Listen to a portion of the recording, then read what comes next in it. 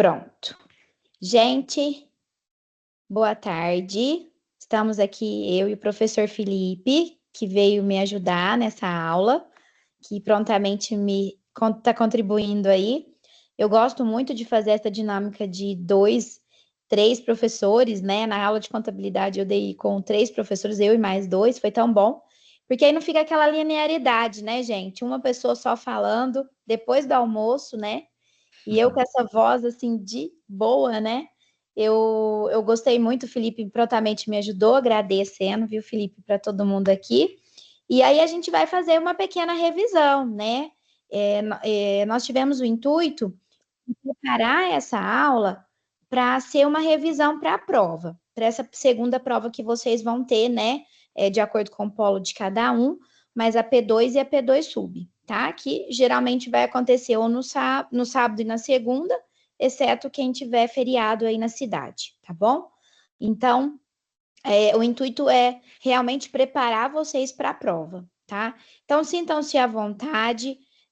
Eu vou deixar o chat aqui aberto e se caso a gente não conseguir responder agora no decorrer das explicações, no final a gente deixa um pouquinho, né, de tempo para pergunta, né, Felipe? Isso Pode mesmo. falar aí, Felipe, pode assumir. O Felipe vai começar e nós vamos fazer uma, uma dobradinha aí, tá bom? Uhum. Fique à vontade, Felipe. Bom, se você quiser, pode passar para o próximo slide. É, Basicamente, vocês vão ver que ele. Isso. A gente trouxe aí os tópicos, né, que a gente vai abordar aqui nessa aula, é, falando principalmente, trazendo essa revisão de conteúdo para vocês. E aí, como a Tessia falou, a gente vai fazer essa divisão, né? Uma hora eu falo, outra hora ela fala. E a gente vai começar com o primeiro item, que é a estimativa de custos em projetos. E aí a gente vai pensar nessa parte, né, que é mais teórica. Pode passar, Tess. Quando a gente pensa, então, quando a gente fala dessa questão de estimativa de custo em projeto, é muito importante entender que é uma tentativa de prever o que pode acontecer, né?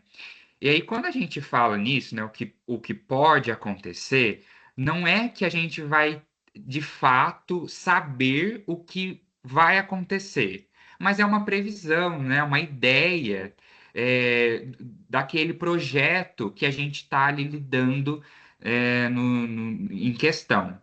Posso ser assertivo? Posso. Mas isso também pode gerar alguma falha no sentido de que talvez a situação mudou e aquela previsão também teve a sua alteração, né? Nesse caso, a gente vai pensar que estimar é mais sobre lidar com as incertezas do que garantias. Então, é eu prever o que eu tenho de incertezas para talvez ter ali uma condução desses meus projetos de forma mais tranquila.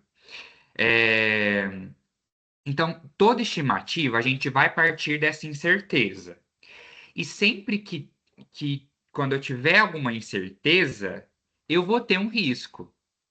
E a gente sempre vai falar isso na disciplina sobre riscos e esses pontos importantes que na contabilidade e na análise de investimento a gente vai ter que olhar sobre os projetos, né?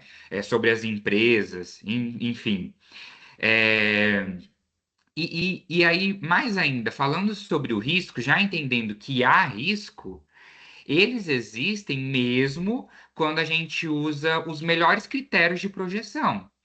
Então, eu posso usar vários ou usar o melhor de todos, só que é sempre importante lembrar que, nesse caso, eu ainda continuo tendo risco e ainda tenho minhas incertezas.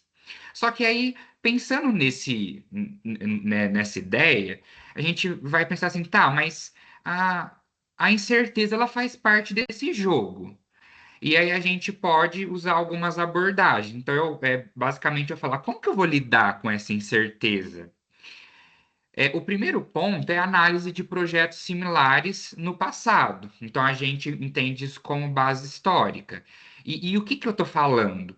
É eu pegar alguma situação, algum projeto que já foi analisado e que ele é bem parecido com o que eu tenho hoje, justamente para analisar ele e comparar. Porque isso pode me trazer ideias é, do hoje, né? Do meu projeto atual e me fazer tomar certas decisões. O segundo ponto é a realização de testes de mercado. Muito importante fazer testes, né? Fazer algumas medidas justamente para conseguir conduzir o meu projeto. Por exemplo, a gente viu lá na unidade o bottom-up e o top-down. Então, a gente pode utilizar como medida, então nesse caso eu falo, vou primeiro calcular os custos, depois defino o preço. Ou o preço ele já está ali no mercado, ele já está definido, e preciso encaixar ali nos meus custos possíveis. São testes que a gente vai observar essa questão de demanda e viabilidade, sim, e é muito importante a gente prever isso dentro dos projetos. E aí, um terceiro ponto é a simulação com cenários econômicos distintos.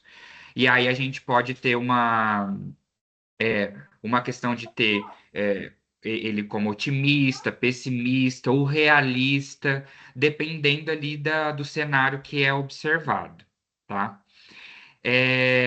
Então, basicamente, quando a gente pensa nessa ideia de estimar os custos de um projeto, eu vou pensar que o risco é independente do critério de projeção. Então, eu posso projetar isso, posso prever, posso fazer análises, mas o risco ele ainda é pertinente. Nós vamos tentar achar o melhor caminho para a tomada de Fábio, decisões, você consegue referente atender a esse essa pessoal muito estimativa bom? de custos. Veio fazer um orçamento de Eu, embalagem, você eu consegue acho atender? que tem alguém falando aqui com o áudio aberto. Acho que aí foi. É, e aí, assim, para concluir de fato, é pensar que quando a gente efetiva algumas estimativas, eu busco, né, reduzir essas incertezas. Mas a gente sempre tem que lembrar, é muito importante isso. A gente não consegue eliminá-las, justamente porque se trata de uma projeção, né? Eu não estou ali de fato naquela situação já acontecendo. Então é importante eu pensar que essas estimativas elas vão reduzir, certo? Eu até trouxe aqui um exemplo. Se eu fosse instalar uma cafeteria, eu poderia visitar cafeterias parecidas, por exemplo, e nessas minhas visitas fazer uma pesquisa com potenciais clientes. E aí, com isso, eu ia simular como seriam os custos se o preço do café subisse 20%. Então, em um processo bem pequeno, que eu vou visitar ali cafeterias parecidas, eu vou fazer ali uma pesquisa com potenciais clientes, eu vou ali fazer simulações caso esse preço do café subisse. A gente está fazendo aqui algumas análises justamente porque eu tenho algumas hipóteses, eu tenho algumas incertezas. E aí, justamente essa minha prática vai fazer com que eu reduza essas incertezas. Eu só vou saber delas realmente na prática, certo? E aí, nesse caso, a gente vai entender que essa estimativa de custo, ela é uma ferramenta muito poderosa para a gente tomar decisão. E acaba que ela só vai ser útil se for feita com algum método, né? Se a gente utilizar algum método para estimar esses custos. Ah, mais importante que ser exato, né? É a gente ter essa coerência e transparência com as premissas que a gente utilizou desses métodos, certo? Eu acho que o tópico 1 é isso, Tessia. Isso mesmo, Felipe. Com certeza, o que é muito importante, como o Felipe já destacou bastante, é que a nossa incerteza do futuro, por mais que a gente use o melhor método que seja, a incerteza existe, né? A gente sabe que qualquer tipo de negócio, né? E essa é que é a grande sacada aí da nossa disciplina de análise de investimentos, né? Qualquer tipo de investimento que uma empresa for fazer, ela tem que se preocupar justamente com essa incerteza, né? E aí a gente fala assim, como diminuir essa incerteza? Tem de tudo, né, gente? Acho que tem um pouco de feeling, né? Tem um pouco de, pode ser até sorte? Pode ter ser sorte, né? Mas muitas vezes não é só a sorte, é o conhecimento, é a dinâmica do negócio que você consegue, como o Felipe falou muito bem no exemplo. Eu acho que o exemplo foi ótimo da cafeteria, né? Você visitar outros, você conhecer, você entender o mercado, você, né, consegue ter experiências que podem diminuir essa incerteza, né? Essa possibilidade de se arriscar menos, né? O arriscar menos, assim, errar menos, né? Acho que não arriscar, errar menos, né? Uhum. No mais para frente. E aí a gente vai para o segundo tópico, que agora sou eu, né? Aí o segundo tópico, pessoal, fala um pouquinho sobre a substituição de ativos. Vou colocar aqui para vocês no formato de apresentação. A ideia da substituição de ativos, ela foi trabalhada bastante aí, né, na unidade de aprendizagem, e eu acho que aqui, é só lembrando um pouquinho lá de contabilidade, né, quando a gente fala de ativo, a gente está falando, né, de bens, de direitos que a empresa adquire por algum motivo, porque ela quer, de alguma forma, né, contribuir para ela melhorar, tá? E geralmente os ativos de uma empresa são ativos que vão ajudar na capacidade produtiva dela, ou melhorar de alguma forma, não só a capacidade de produção como indústria, mas de produtividade, né? Então, investir em ativos, a empresa tem esse investimento a cada momento. Então, de repente, uma máquina que estava lá no processo produtivo quebra, tem que substituir a máquina. Então, isso é uma substituição de ativos. Ou eu verifico que aquela máquina está em produção, mas ela está me dando muito trabalho, uma manutenção muito alta. Será que não seria interessante eu substituir ela por outra que seja mais com características melhores, né? Com melhor forma de produzir, enfim, não só, eu acabei dando exemplo só de indústrias, mas isso pode acontecer com qualquer tipo de empresa, comercial, prestadora de serviço. A identificação de que o ativo não está interessante e ele precisa ser de alguma forma substituído ou comprado um novo, né? Ou comprado, né? Nem existe uma substituição de fato por um, mas comprar um novo para melhorar, isso acontece. E geralmente, pessoal, isso acontece quando as empresas começam a ter um certo grau de crescimento, né? Porque quando concordam comigo, né? É como se fosse a nossa casa nova, né? Quando a gente está com a casa nova, sei lá quando que a gente está sempre com a casa nova, porque na verdade a gente sempre quer mudar alguma coisa na casa, né? Mas quando a gente está com a casa nova, a gente está com móveis novos, eletrônicos novos, eletrodomésticos novos, né? A gente está com tudo, né, zeradinho. É igual a empresa. A empresa também. Ela está com tudo zerado, está com, né, equipamentos que foram realmente estudados para dar certo. Ela, enfim, ela preparou a estrutura dela para que ela, né, começasse a operação da forma como ela acha que seria mais adequada. Só que com o tempo, né, a gente fala que com o crescimento da empresa ou até mesmo com o amadurecimento da empresa, alguns ativos a gente começa já a identificar que não estão mais interessantes, não estão mais legais, não estão mais adequados à atividade da empresa. Então, por exemplo, como eu dei o exemplo da máquina. Eu comprei uma máquina que faz o corte lá na minha produção. Mas aí ela começou a dar uma manutenção muito grande. Será que não seria interessante eu ir lá comprar uma nova máquina e substituir essa antiga, às vezes vender essa antiga, né? Que às vezes a gente consegue um mercado aí de venda dessa máquina, e aí substituir por uma nova? Será que ela vai me proporcionar, né, uma produção maior mesmo? Ou será que eu manter a antiga não é mais legal? Então, na verdade, a substituição de ativos dá né, para a empresa, para os gestores, a necessidade de tomar uma decisão. Ou seja, manter o ativo que já existe ou comprar um novo para fazer, às vezes, a mesma função e melhorar a função do antigo. Porque, na verdade, se a empresa vai investir num novo, esse novo precisa ser melhor, né? Melhor no quê? No que gerar do que a empresa está necessitando, nos benefícios que ele vai trazer para essa empresa. Então, como eu coloquei aqui, para vocês, né? Quando a gente vai mudar, modernizar os ativos, a gente precisa, né, verificar os benefícios desse ativo, tá? Mais moderno, em relação ao antigo. Como também o valor de venda desse ativo. Porque se às vezes você fala assim, eu vou vender o antigo, e aí com a venda do antigo, eu já consigo, por exemplo, dar a entrada do novo, mais pagar mais umas 6 parcelas desse novo. Então, ou seja, a entrada de recursos advinda da venda do antigo também precisa ser analisada para ver se compensa ou não, né? Substituir de fato esse ativo. O que é interessante vocês entenderem aqui, que eu acho que é o mais importante aqui. Se a empresa opta por substituir o ativo, ele vai ter que analisar o quê?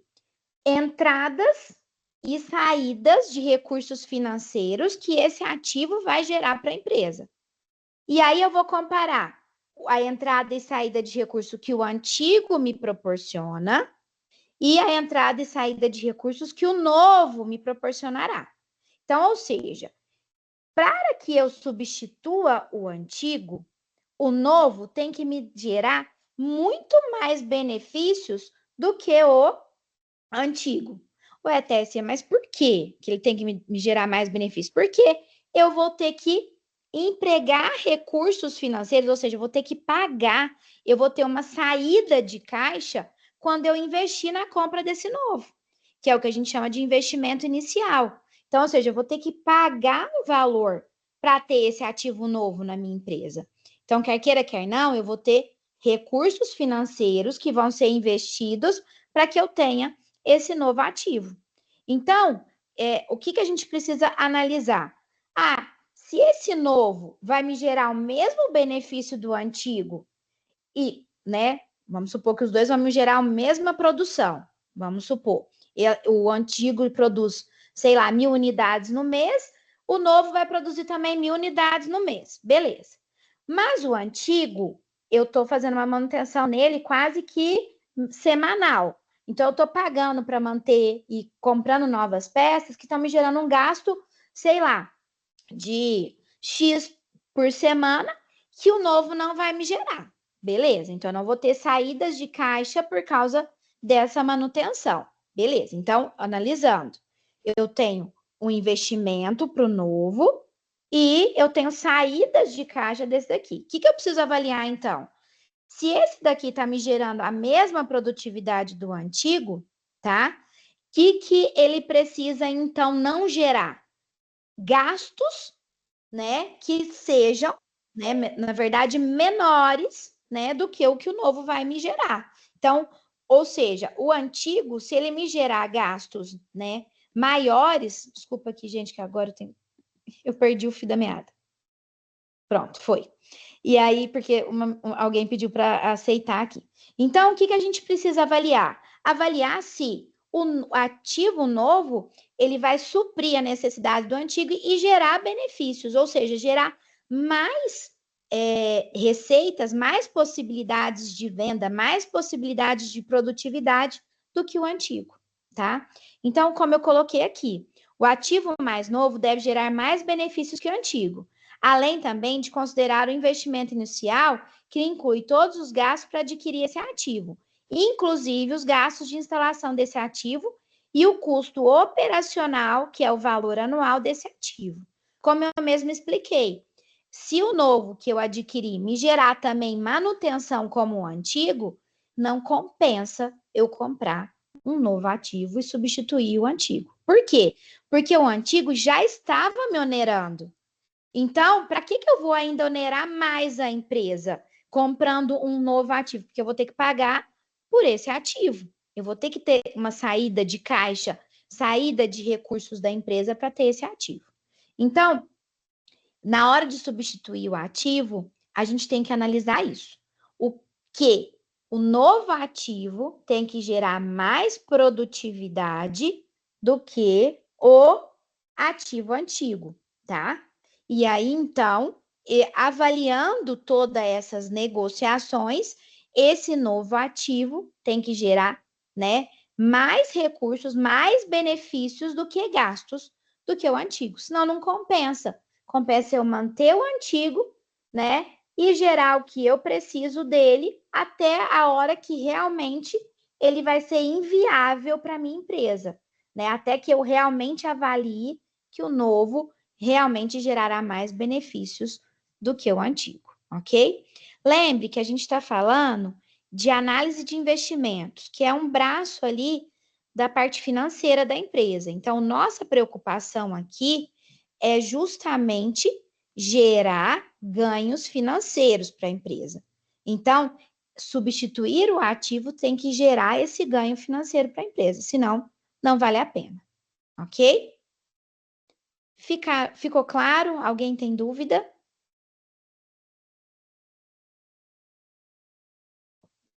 Então, vamos para o terceiro tópico. Felipe? A Gabriela, eu vou aproveitar aqui o gancho, que eu dei um Felipe, vida. eu não vi. Ela pergunta assim, mesmo assim, há o risco, né, professora? Já que somente na rotina poderemos avaliar o desempenho do novo. Com certeza, né? Essa parte do risco eu acabei não falando, né? Mas com certeza o novo, né, a gente pode avaliar ele, mas a gente ainda não o conhece, né? Então, todo investimento que a gente faz, a gente vai ter a relação de risco e retorno, né? A gente não pode esquecer disso. Tanto que é uma das coisas que a gente falou lá no primeiro bimestre, lá no comecinho da disciplina, porque realmente todo tipo de investimento feito pela empresa tem essa relação, tá? Só que é importante, como você mesmo falou, Gabriela, com a nova rotina é que a gente vai conhecer. Então, por isso que ao avaliar já no começo, é importante que se a gente já veja que esse novo realmente vai gerar mais benefício do que o antigo. Então, ele tem que compensar já financeiramente, né, a gente tê-lo na nossa empresa, porque senão não compensa. Compensa a gente ficar com o antigo, que a gente já conhece, já sabe o que ele dá de manutenção, já sabe o gasto dele. Então, assim, por isso que esse novo tem que gerar mais, né, recursos financeiros positivos aí para a empresa. Até fazendo um comentário, Tessa, a gente estava pensando aqui enquanto estava te ouvindo, que, por exemplo, na nossa casa, eu tenho uma máquina de lavar. E de repente eu estou percebendo que aquela máquina está me dando manutenção, ou eu estou tendo muito, o gasto com energia está sendo muito maior do que o esperado. Vou avaliar para fazer essa substituição desse meu ativo, que é a máquina de lavar. Eu vou fazer análise, vou tentar prever, justamente para diminuir essas incertezas, né?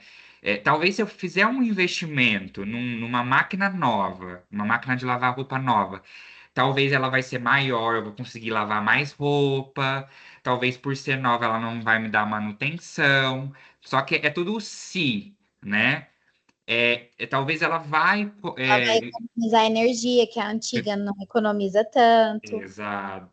Mas aí é só na realidade ali que talvez você vai ter a certeza, mas é sempre pensar, beleza, eu vou investir nessa nova que vai me trazer, eu vou ter que ter o investimento inicial e eu já prevendo essas coisas básicas, eu vou ter um retorno?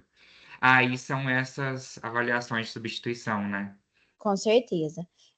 Na verdade, esse tipo de substituição, como eu disse lá no começo, né? É igualzinho, é uma casa nova, a gente entra com tudo novo. E depois vem os perrengues, né? Que a tubulação deu problema, né? E aí vem o encanador. Você vai ter que substituir tudo. Mas calma aí, como assim? A empresa é a mesma coisa. A gente começa a funcionar, é que a gente começa a verificar o que de fato está sendo interessante para a empresa ou não, e o que precisa ou não modificar, né? Uhum. E aí é bem isso que você falou. Senhor, Felipe, aqui em casa eu tive essa avaliação esses dias. Será que compensa eu comprar uma máquina nova ou manter a minha máquina de lavar antiga? Mas eu ainda Hum. continuei com a antiga, porque eu Uhum, conheço ela está comigo já tem quase 12 anos, então quer dizer que ela começou a dar manutenção agora, né? Depois de uhum, quase 12 anos, imagina. Então a gente tem que avaliar isso o tempo inteiro, com certeza. sim. Então Bom, vamos para o agora, próximo ponto, né, Felipe? Vai lá. isso. Agora, a gente vai falar de uma das ferramentas, né, que é uma das mais utilizadas por gestores, para saber se um projeto vale a pena, né? Que é o ponto de equilíbrio. E aí a gente está falando aqui da análise do ponto de equilíbrio, de projetos. E aí é basicamente pensar que ele vai me responder o seguinte: quantas unidades eu preciso vender para que o meu projeto se pague, né? Até eu coloquei ali, ó, ponto de equilíbrio, quando o projeto paga suas contas. É, um exemplo bem básico que eu gosto de dar é que a gente está falando da palavra equilíbrio. E equilíbrio é de equilibrar mesmo.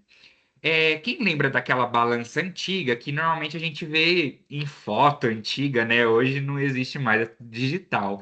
Mas que ela tinha dois lados, né? Então, se eu coloco mais peso em um, ela tomba e assim sucessivamente. O ponto de equilíbrio é eu saber o ponto exato de peso que eu vou conseguir deixar essa balança retinha. Nem muito para um lado, nem muito para o outro. Mas como que eu vou deixar essa balança retinha? É justamente o ponto, esse ponto de equilíbrio, que é o volume mínimo de vendas para cobrir todos os custos e despesa. E aí eu vou ficar no zero. Eu não vou ter lucro, mas eu também não vou ter prejuízo. Então, só recapitulando, o quanto que eu preciso vender ali do meu produto ou elaborar ali um produto para eu conseguir pagar todos os meus custos e despesas. Então, eu vou manter esse equilíbrio e é sobre isso que a gente quer saber, tá? É, Nesse caso em específico, as receitas totais, né, de um lado, e aí lembrando o que que é receita? Todos os ganhos que eu tive com as minhas vendas, né? Daqueles produtos, da minha produção. Então, de um lado tá as receitas, e de outro lado aqui da balança estão os custos e despesas totais. Se isso se equilibra, o lucro é zero. E nesse caso, eu tenho ponto de equilíbrio. Eu encontro o meu ponto de equilíbrio. Então, é sempre eu pensar que essa relação entre receita, custos e despesas, certo? É, Nessa balança, se a gente tiver qualquer alteração desses pesos, né, consequentemente, o meu ponto de equilíbrio vai alterar. E aqui eu coloco para vocês justamente essas mudanças de variável dentro da fórmula de ponto de equilíbrio. Se em qualquer momento eu mudar essas variáveis, obviamente esse meu ponto de equilíbrio vai mudar. Então, eu coloquei ali um exemplo. Maiores custos e despesas fixas, então pense que eu estou aumentando meus custos de despesas, mas eu vou ter que vender maior a quantidade a ser vendida para eu conseguir achar esse ponto de equilíbrio, certo? É, Até no livro, na unidade de aprendizagem, eu acho que é a 11, né? Eu não me recordo que fala de ponto de equilíbrio, né, Tess? Isso. Não sei se vocês lembram, né? Quem foi lendo já todo o conteúdo, espero que todos. é, Tem dois gráficos, mas o primeiro, até eu peguei as canetas aqui e falei assim: vou demonstrar ele mostra no gráfico uma primeira linha falando sobre os custos totais, né, de um determinado projeto, e ele traça em outra linha as receitas. Então, basicamente, esse ponto aqui do meio que cruza uma linha com a outra é o meu ponto de equilíbrio.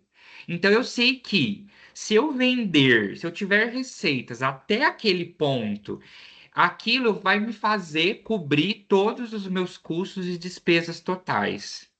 Isso a empresa já está se pagando, tá ok. Tudo que vier acima, né? Tudo que eu tiver acima desse ponto de equilíbrio, aí já me gera lucro. E se eu tiver abaixo desse ponto de equilíbrio, aí eu tenho prejuízo. Por isso que é uma ferramenta muito importante, né? Uma das que os gestores mais observam dentro de projetos. Pode passar, Tess. Ó, exatamente, a professora está fazendo ali, ó, o gráfico. Então a gente observa que eu tenho ali em vermelho, né, os custos e despesas, e ali em azul as minhas receitas. Aquela bolinha ali do meio, que é onde essas duas linhas se cruzam, é esse ponto específico que é o ponto de equilíbrio.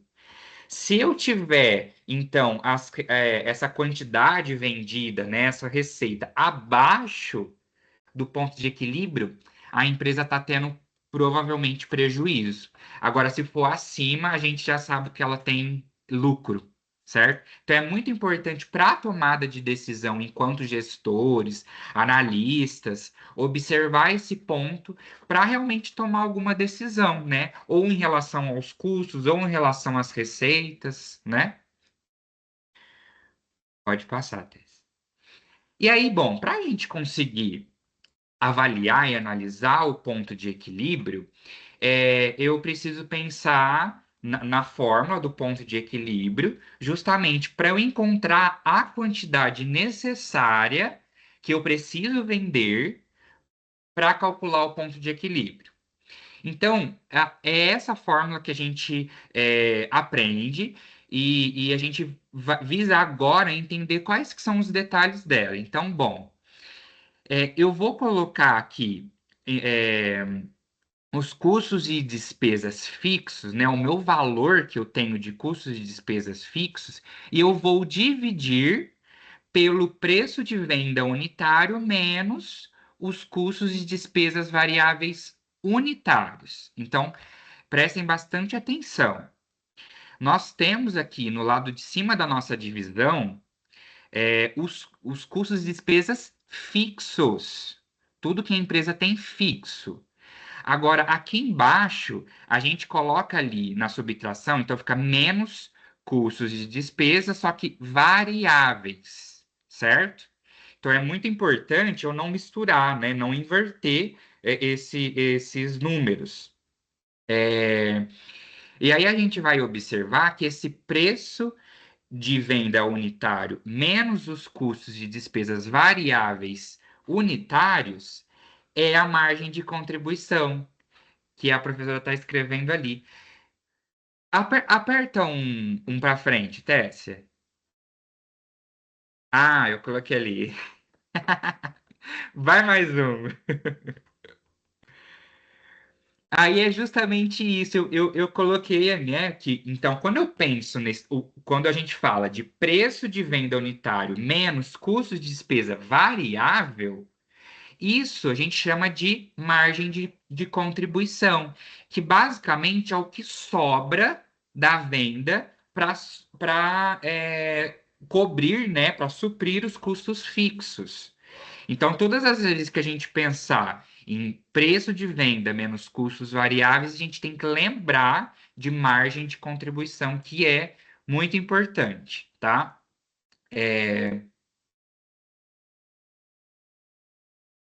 Eu acho que travou aqui o meu um pouquinho, mas voltou. Tá me ouvindo, Tess? Tá. Então, quanto maior os custos e as despesas, tanto os fixos quanto variável, maior vai ser esse meu ponto de equilíbrio, tá? Porque a gente vai observar justamente quanto mais a gente coloca essas variáveis aqui no ponto de equilíbrio na quantidade, a gente vai observar que maior vai ser o meu ponto de equilíbrio. Pode passar, que agora aqui a gente vai entrar mais observando um cenário como um exemplo, tá? Vamos considerar as seguintes, seguintes questões. Imagina que uma empresa né, ou um projeto que a gente está analisando, nós temos ali como preço de venda R$ 500 por unidade. Então, imagina que eu vendo um celular, e esse celular é R$ 500. O meu projeto é sobre isso. E eu tenho como custos e despesas variáveis 350 por unidade. E custos e despesas fixos 600 mil por mês. Bom, a gente consegue aplicar isso dentro da forma para descobrir qual é o meu ponto de equilíbrio em quantidade. Então, vamos lá. Ali em cima eu coloco primeiro, então, que o meu custo de despesas fixos é 600 mil, tá? Depois, ali embaixo, no denominador, a gente vai colocar o preço de venda, que é 500, menos 350 dos custos de despesas variáveis. Então, tomem bastante cuidado na hora de interpretar, colocando fixo em cima e variável embaixo. Bom, então a gente sabe que 500 menos 350 dá 150.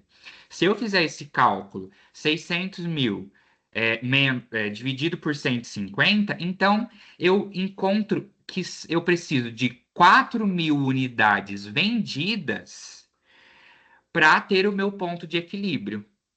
Então eu sei que nesse meu projeto, se eu vender 4.000 unidades, a minha empresa está ali, ó, no 0 a 0.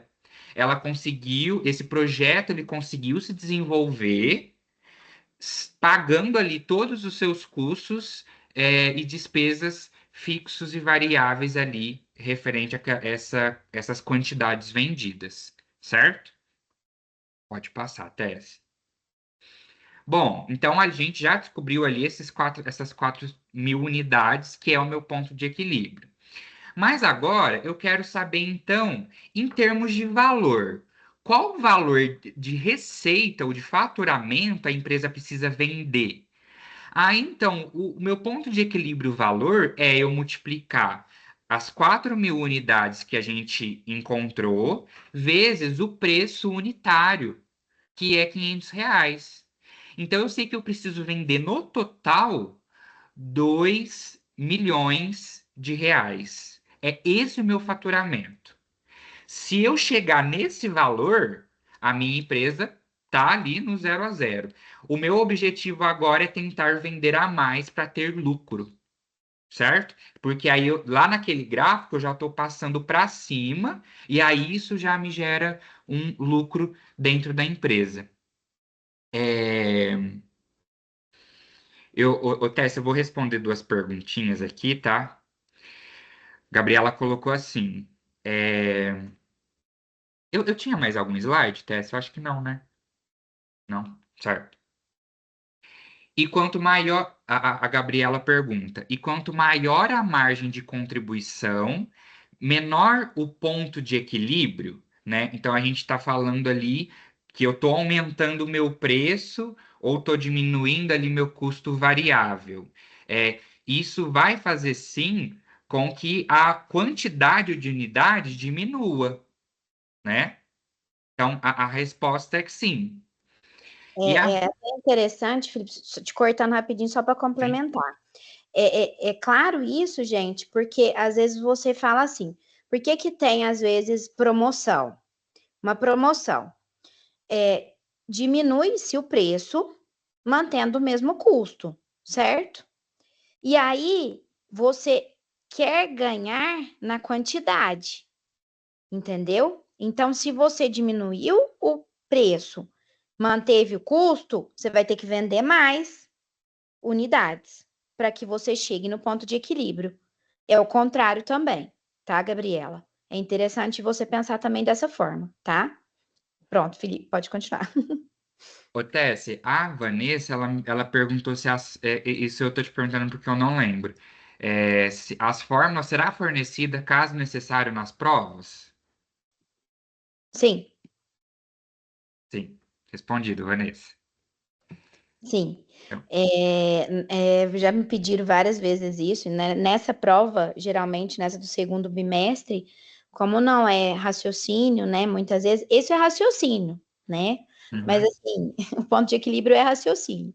Mas aí, para não ficar dificultando para vocês, a gente sempre coloca assim, fiquem em paz, tá?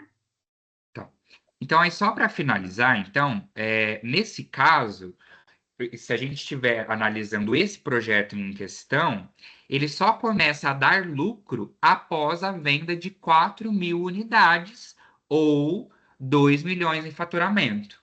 Se ele se manter nesse número exato, ele vai estar no zero.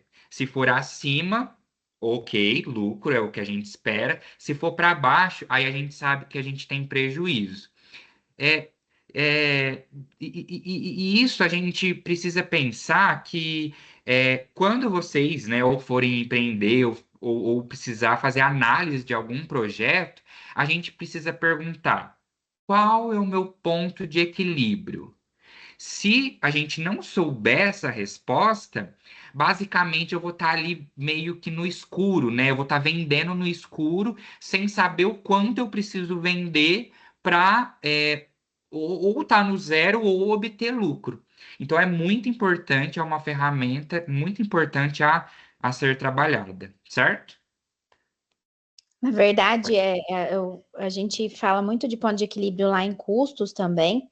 Acredito que lá em gestão de produção deve falar sobre isso.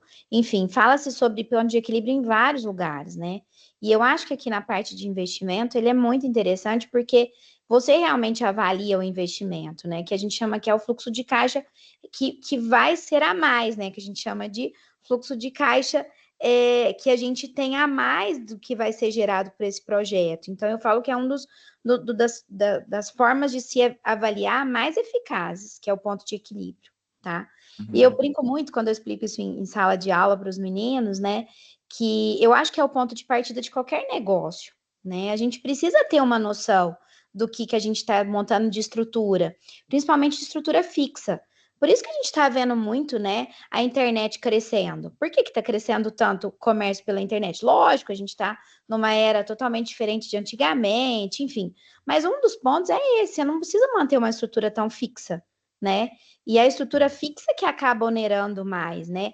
Dando mais necessidades para a empresa. Lógico que existem empresas e empresas. Tem empresas que não tem como fazer tudo pela internet, né? Uma indústria, por exemplo, não tem como.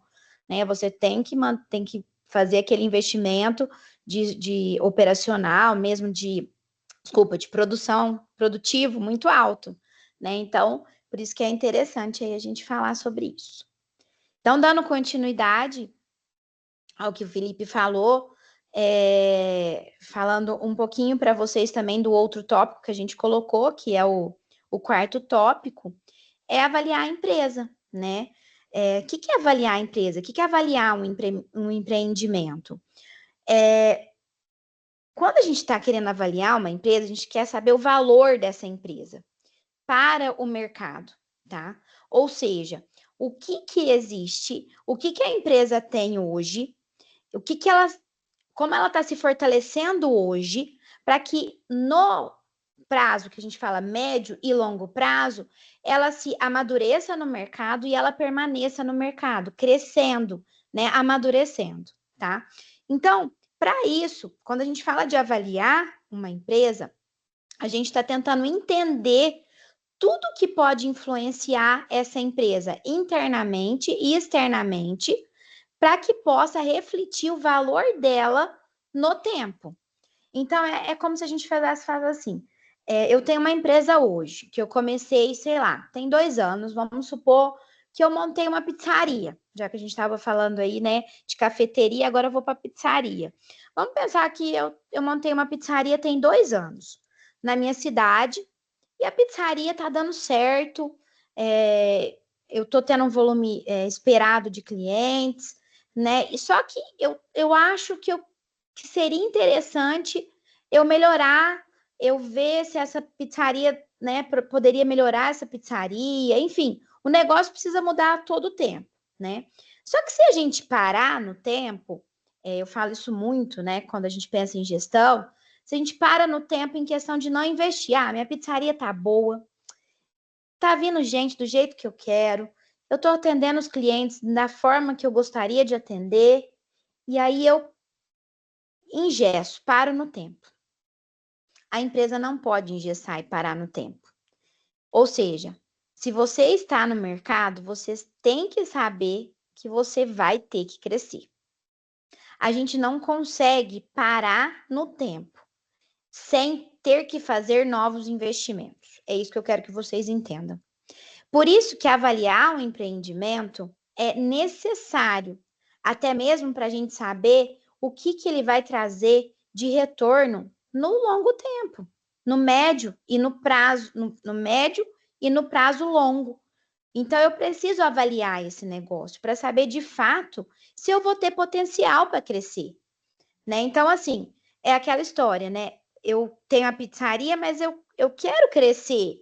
Eu não quero manter aquela pizzaria, porque senão não precisa nem eu avaliar se a minha empresa vai crescer ou não vai. Se eu quero manter aquilo que eu estou ali, eu não preciso avaliar, né? Então, quando eu estou avaliando um empreendimento, quando eu estou avaliando o valor de uma empresa, eu estou verificando o potencial dela de crescimento, tá? Foi esse o segundo tópico que eu coloquei aqui para vocês. Quando eu avalio, eu verifico o potencial de crescimento, como também a viabilidade dos produtos e serviços atendendo a influência da marca no mercado. É a história da pizzaria que eu falei para vocês. Mas e aí? Minha pizzaria está atendendo todo mundo legal? Eu estou entregando um produto bom? As pessoas estão elogiando. E aí começa a dar fila na minha pizzaria. Por que tá dando fila? Porque eu tô fazendo a entrega do meu produto legal. Só que, do meu produto e serviço, né? Mas só que, vem o ponto, se essa fila começa a aumentar demais, aí as pessoas vão deixar de ir lá. Eu não vou lá não, porque sempre tem fila. Então, é aquela história que eu estou dizendo a vocês. Quando a gente avalia uma empresa, quando a gente está avaliando o potencial de crescimento dela, a gente tem que saber que ela vai crescer. Se eu estou fazendo o meu serviço direito, se eu estou prestando, entregando o meu produto da forma como eu deveria, eu preciso avaliar, né? E para eu avaliar, eu preciso conhecer a minha empresa. E para eu conhecer a minha empresa, eu preciso saber o valor dela. E o valor dela vai ser, logicamente, influenciado por tudo que ela quer entregar de valor para a sociedade, para o cliente dela, tá? Então, a gente fala que para saber o valor de uma empresa, a gente precisa descobrir o capital próprio dela. Tessa, o que é esse capital próprio? É o valor dela para quem está investindo dela. Ou seja, eu Tessa, fiz uma pizzaria, eu sou dona da pizzaria. Eu quero saber o quanto de fato essa pizzaria está me trazendo de retorno e vai me trazer de retorno diante do investimento que eu, Tessia, fiz na pizzaria. Então, eu estou avaliando justamente isso. E quando eu avalio, o que eu preciso saber? Eu preciso saber que essa pizzaria, ela vai me gerar entradas e saídas de caixa, que a gente fala que a gente está dimensionando, mensurando o que ela vai me trazer de entrada e de saída. Então, ou seja, quando eu avalio se a minha pizzaria está dando certo, essa entrada de recursos, ou seja, essa entrada de dinheiro, tem que ser maior do que a saída.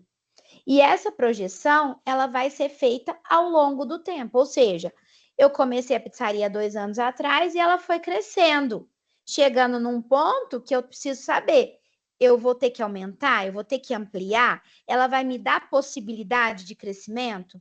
Esse valor é que a gente vai avaliar nesse momento, para eu projetar no futuro o que de fato essa pizzaria vai me trazer de crescimento, ou seja, de valor, tá?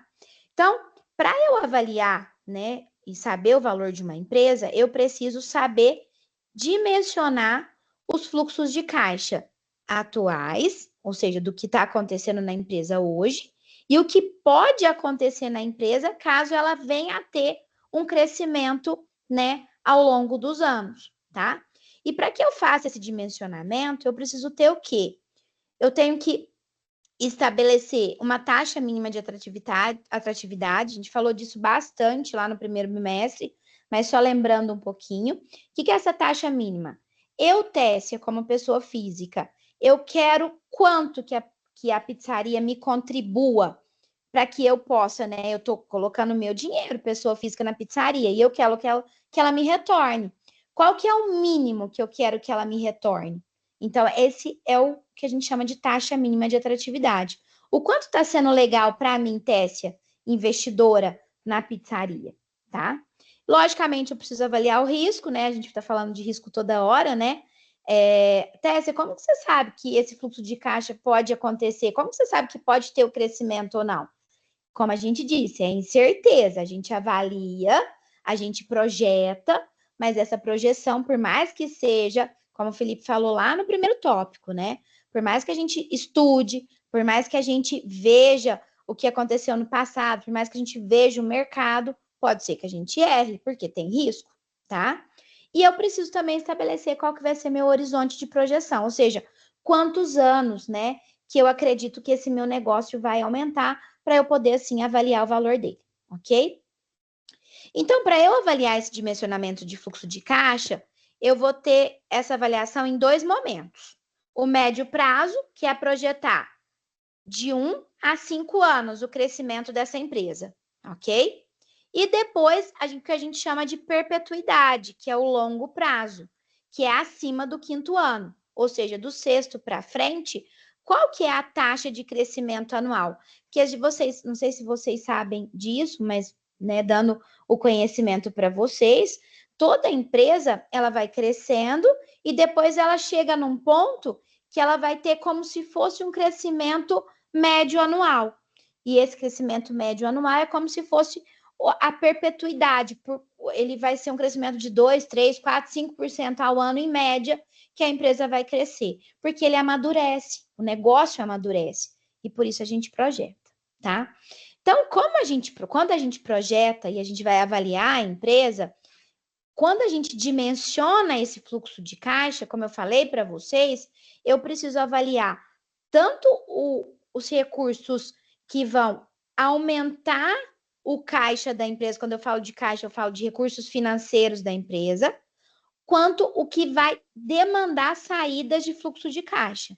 Então, ao dimensionar o valor de uma empresa, eu tenho que avaliar tanto, como o Felipe acabou de falar, de ponto de equilíbrio, tanto as receitas de vendas, que vão gerar recebimentos, que vão gerar crescimentos de recursos financeiros dentro da empresa, quanto saídas de caixa, que é os custos e as despesas que vão gerar gastos financeiros, que vão gerar saídas de caixa para a empresa.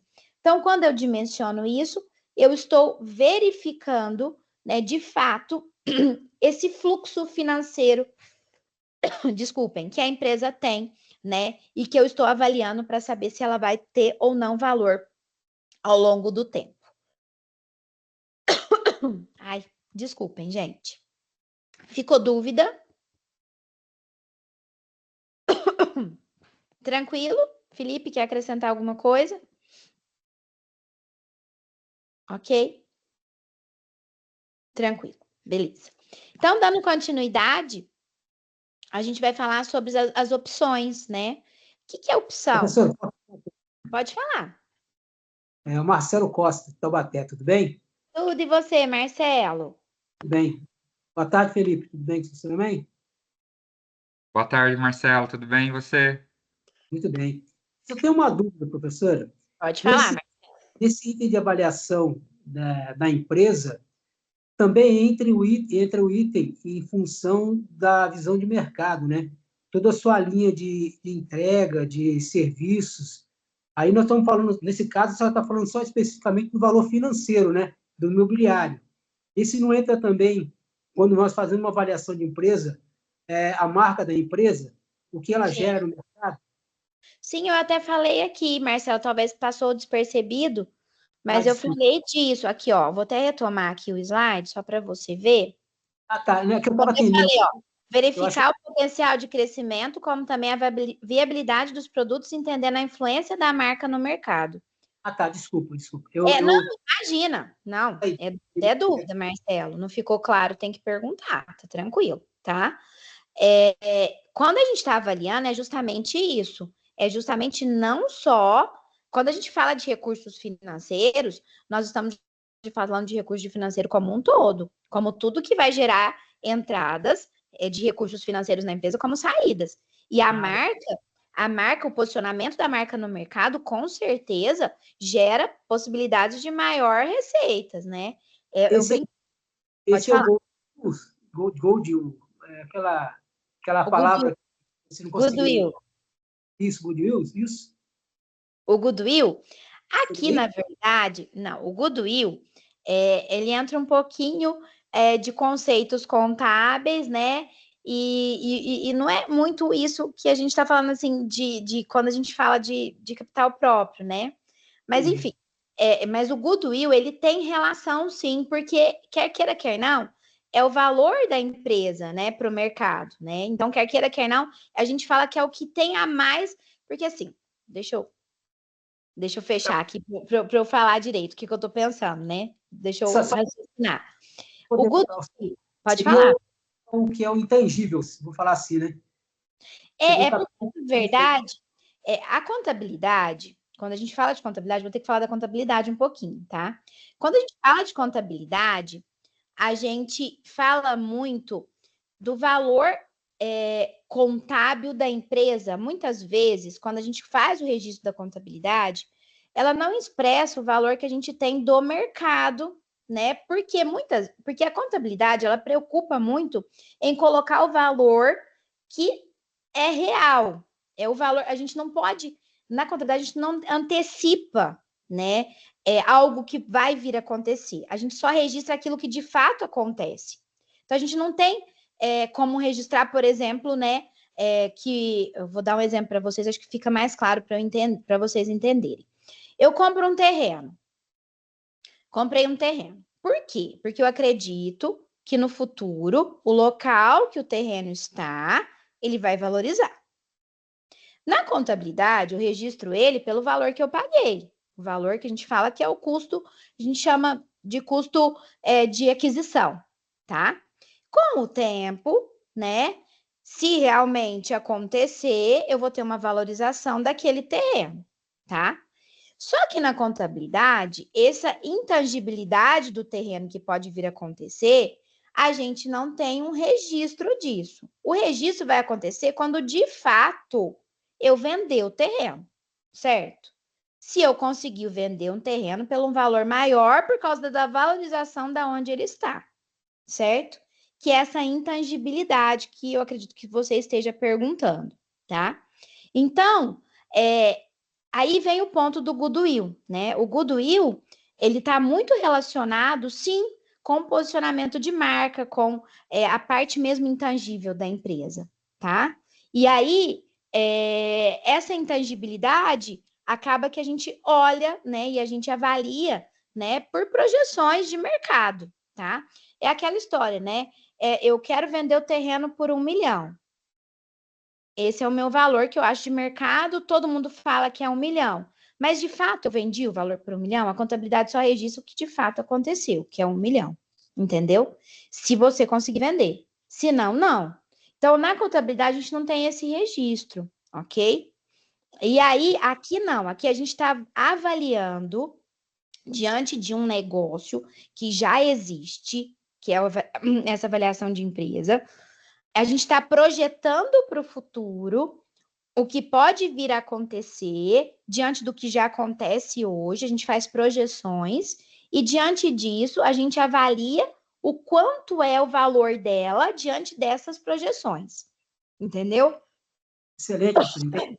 Considerando tudo, posicionamento de mercado, como ela tá, a venda dela, né, perspectiva de mercados como um todo, tá?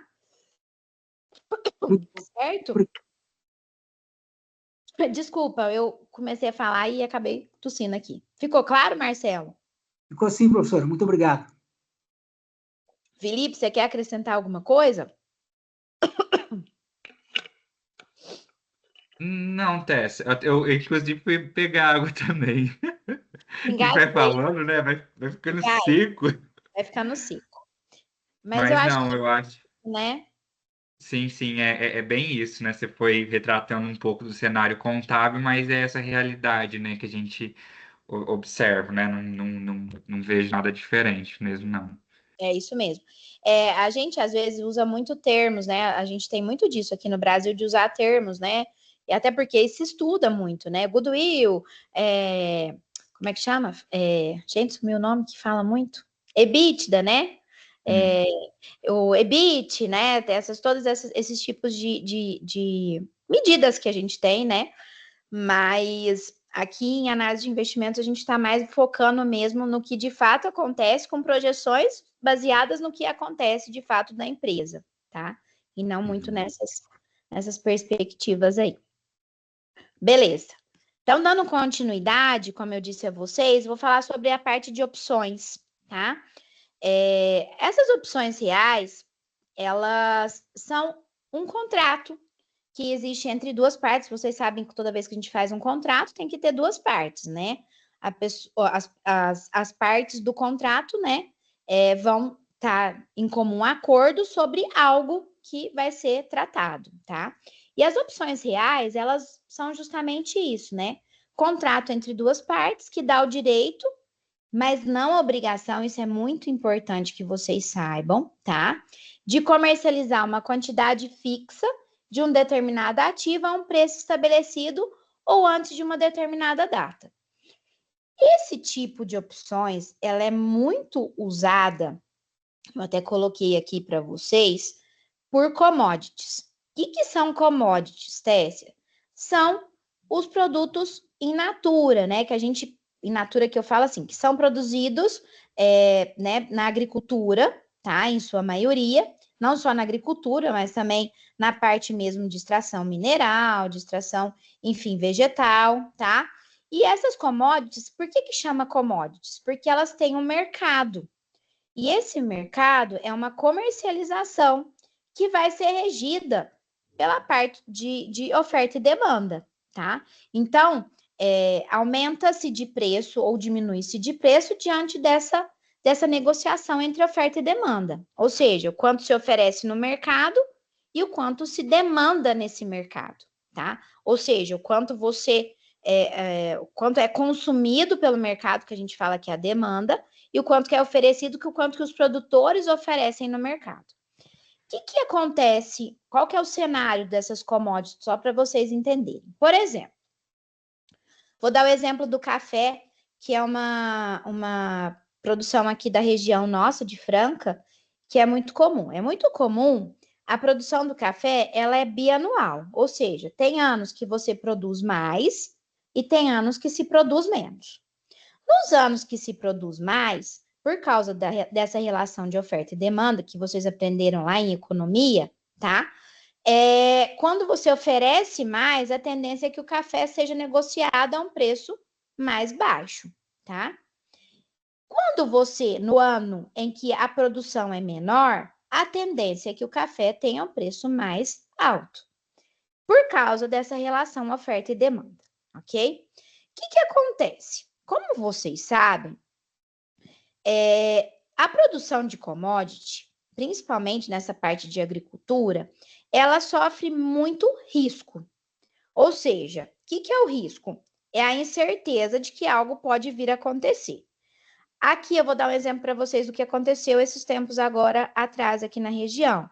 A gente teve geada, a gente teve falta de chuva, e tudo isso fez com que o café, né, a produção do café tivesse, né, problemas, ou seja, menos produção no período em que haveria maior produção. O que acontece? Como é uma commodity, como é comercializado no mercado, né? Geralmente o café in natura é vendido para cooperativas ou para outras, por empresas que vão beneficiar esse café para poder vender, o preço acaba aumentando, né? E trazendo, quer queira, quer não, problemas para os produtores. De que forma? Muitas vezes o valor que eles esperavam vender é um valor muitas vezes inferior ao que eles esperavam. Por quê? Porque por causa da geada, por causa da falta de chuvas, a gente teve alguns problemas. Primeiro, menos produtividade, porque não teve chuva, e logicamente menos produtividade, porque o café queimou e aí não conseguiu vender. Então, eles vão vender menos quantidade no mercado, tá? Com um preço que para eles vai ser ruim. Por qual motivo? Porque como eles perderam na produção, tiveram um custo muito alto na produção, ao vender, essa venda tem que suprir pelo menos o custo que eles tiveram, toda a perda que eles tiveram, né? Lógico que a gente sabe que é quase que impossível, diante do que aconteceu, de ter isso, mas diante disso, por causa dessas incertezas, surgem esses contratos de opções. O que é esse contrato de opção? Ele dá direito de adquirir ou de vender uma commodity, tá? Nesse caso que eu estou dando um exemplo, por um preço já combinado. Então, ou seja, vamos supor que eu estou produzindo café lá na minha fazenda, tá?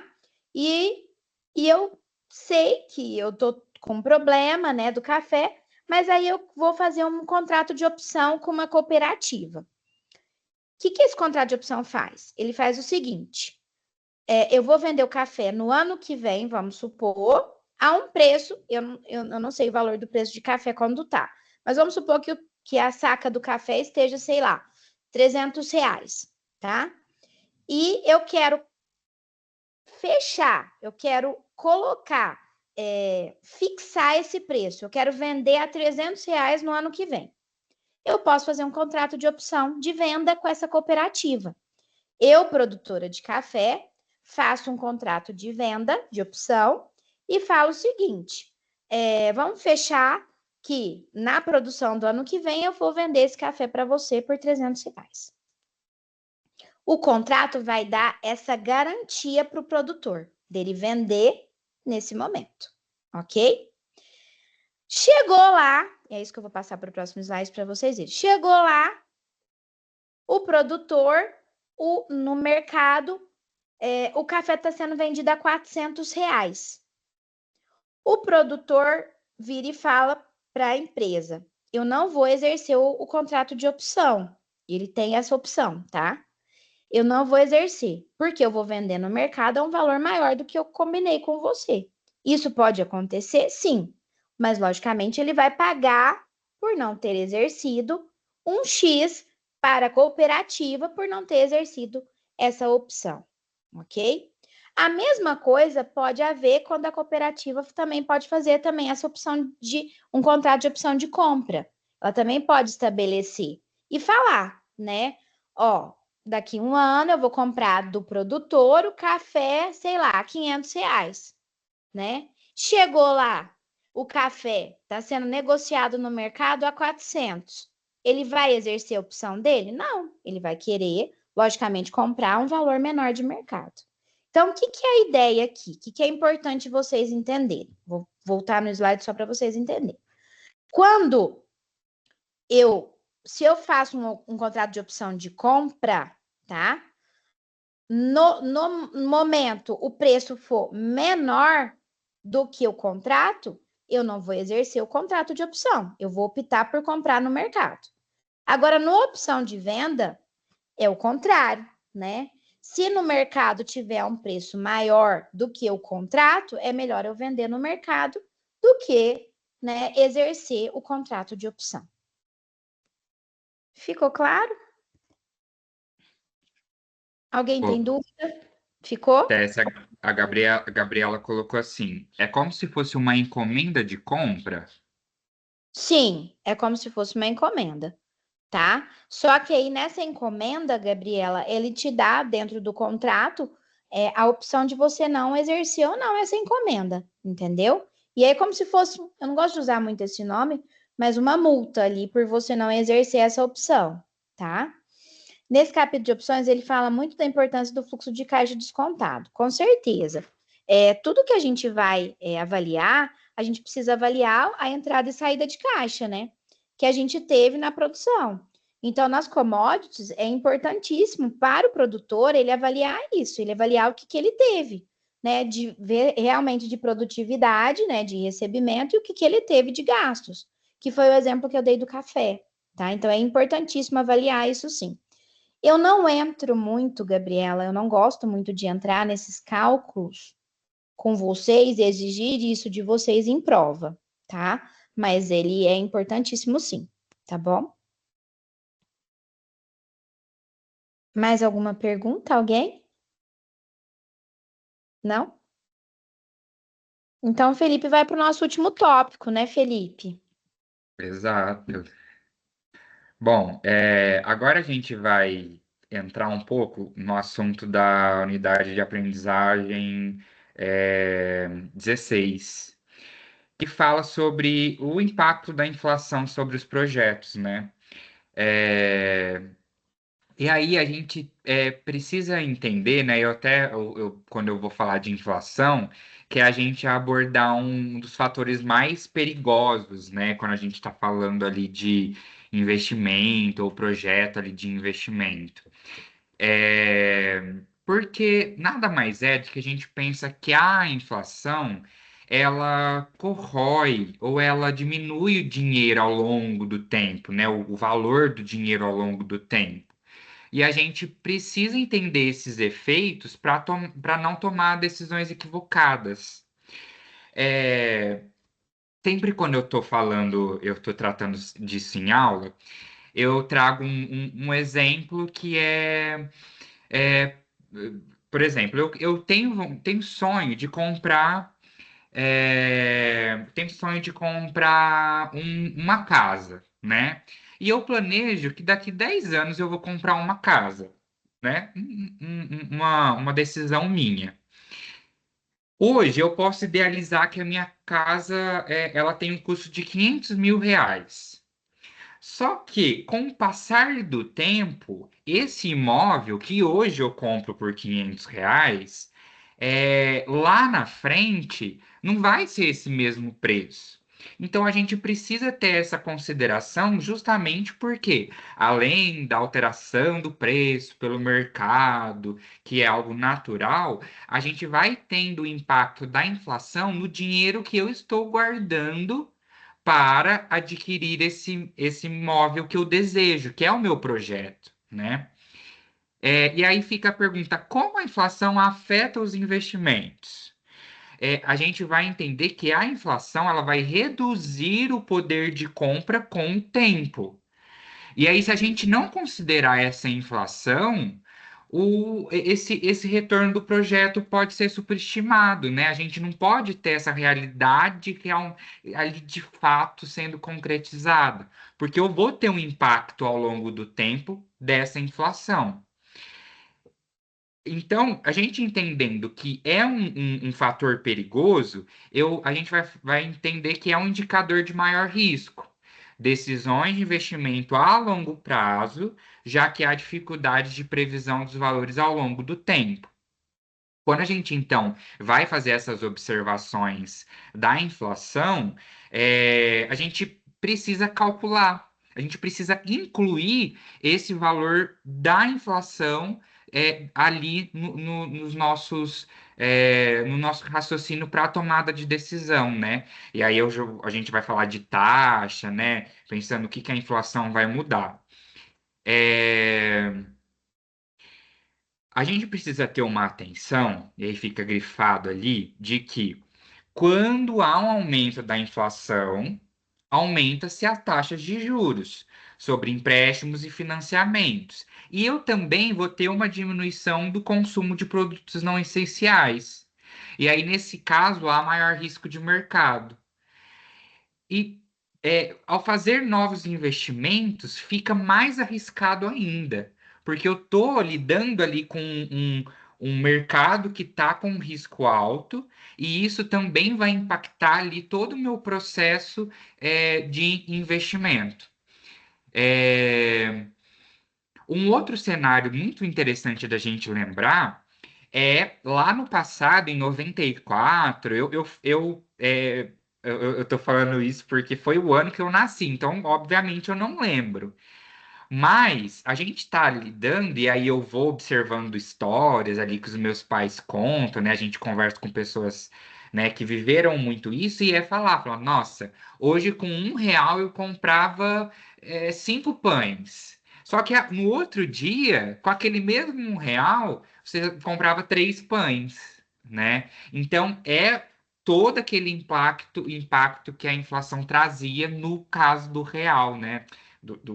Daquela época. Então, para a gente avaliar o impacto disso, da inflação nos projetos, a gente precisa incluir essa taxa, né, da inflação sobre a taxa de desconto que a gente faz lá na avaliação de fluxo de caixa, né? Então, para eu considerar, então, qual vai ser esse impacto, eu vou incluir essa taxa da inflação lá. E a gente já vai ver isso nos cálculos. Mesmo que eu olho para o investimento, eu estou olhando ali para aquele meu projeto, ele parece rentável hoje, né? Eu estou observando toda essa característica desse meu projeto, pode ser que ele se torne inviável com o tempo e em relação a seus custos por conta da inflação, tá? Então, é importante a gente considerar também isso sobre qualquer investimento que se pense em fazer. Qual é o impacto da inflação? É, Pode passar, Tess. E aí é aqui justamente que a gente vai ver é, onde que a gente vai incluir, né, esse efeito da inflação. É, A gente viu lá na unidade que quando a gente vai fazer o cálculo, né, do efeito da inflação, ou da taxa ajustada da inflação, a gente sempre vai considerar, então, eu coloquei ali do lado que o nosso I vai ser a taxa de juros nominal, que eu estou utilizando ali, a taxa de juros daquele meu investimento, mas eu também vou levar em consideração a taxa de inflação, que é o nosso F. Então, agora a gente precisa entender que eu não vou utilizar só o 1 mais o I, né? Eu estou colocando ali 1 mais o I, que é a nossa taxa de juros. Eu vou colocar também o 1 mais o F, que é a nossa taxa de inflação. Então, eu vou fazer ali 1 mais I vezes 1 mais F menos 1. Isso daqui, então, vai me mostrar qual é o valor, qual é o efeito da taxa de inflação. Então, eu estou considerando também a inflação ali dentro daquele meu cálculo, né? Justamente para eu apurar esse meu fluxo de caixa descontado já com a inflação. E aí, para eu calcular o efeito dessa inflação sobre o poder de compra projetado, eu já tenho o meu valor presente, né? Que a gente faz essa observação lá no fluxo de caixa descontado, e aí eu vou multiplicar por 1 mais F, que é a nossa taxa de inflação, elevado ao N. O N nada mais é que o tempo, né? O tempo que aquele projeto, que é o que eu projeto. No caso ali do meu imóvel que eu tenho vontade de comprar é 10 anos, então é esse que é o meu N. A gente vai ver o impacto, então, disso acontecendo já com essa taxa de inflação. E atenção, a gente precisa utilizar para análise a fórmula da prestação ou do valor presente, utilizando a taxa com efeito de inflação para eu entender qual que é o impacto disso no tempo, certo? E aí o último slide já é algo mais explicativo, né? Já é um exemplo. Eu vou ler ali o enunciado. Então, suponha uma empresa que ela deseja comprar uma máquina daqui 2 anos, no valor de 300 mil. Então, a gente pensa, qual é o valor dessa máquina? 300 mil, certo? Então, o valor dela, o valor presente dessa máquina é 300 mil e o nosso N é 2, porque são 2 anos.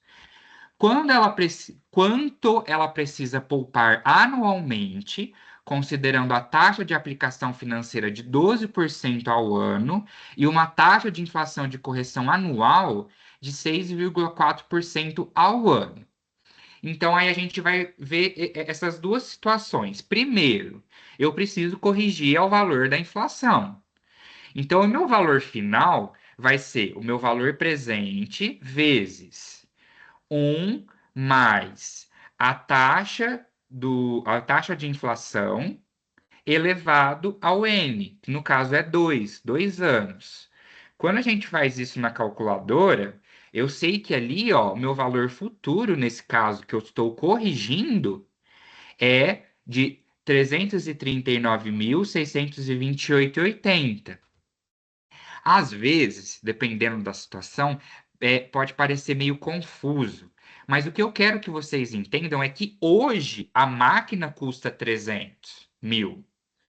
Mas quando eu olho lá para frente, e eu sei que isso vai ter um impacto da inflação, não vai custar só 300. Ela vai custar quanto? 339.628,80, certo? Então é isso, esse primeiro momento do nosso cálculo. E depois, a segunda etapa é calcular o valor anual necessário para que eu devo aplicar e que para eu ter esse dinheiro daqui 2 anos. Quanto que eu devo aplicar esse dinheiro, né? Aí a gente faz o cálculo do valor anual. Eu pego o meu valor presente já corrigido pela inflação, tá? Aliás, é o valor futuro, né? Então eu pego o meu valor, o futuro, que a gente lá atrás corrigiu, o valor presente pela inflação, e aí eu vou fazer a multiplicação justamente pela taxa da aplicação financeira, que é a nossa taxa de juros, 0,12 dividido 1 mais 0,12, que dá 1,12, elevado ao n, que é o nosso 2, menos 1. Quando eu faço essa continha, né, na calculadora, qual é o valor que eu chego? 160.202,26, que eu devo aplicar durante esses 2 anos, para que lá no futuro eu tenha esse dinheiro para conseguir fazer essa aquisição, certo? Então, vocês percebam que a gente começa ali com a ideia do valor do bem hoje, né? Faço o ajuste dele, a correção da inflação, e depois eu vou buscar ali qual é o valor que eu preciso para realmente efetivar esse investimento. Então a gente encontra esse valor anual, certo? Nesse caso, eu tentei descrever ali, ó, que para manter o poder de compra de 300 mil daqui a 2 anos, a empresa deve guardar 160.202,26 por ano em uma aplicação que rende 12% ao ano, considerando uma inflação de 6,4% ao ano. A gente vai fazendo por etapas e é muito importante pensar nessas etapas para não ficar tão confuso. Então, eu pensar que isso faz o sentido.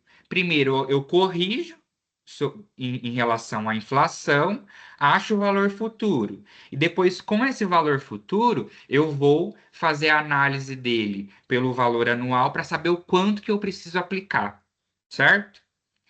Vocês conseguiram entender com esse exemplo, né, com esse caso?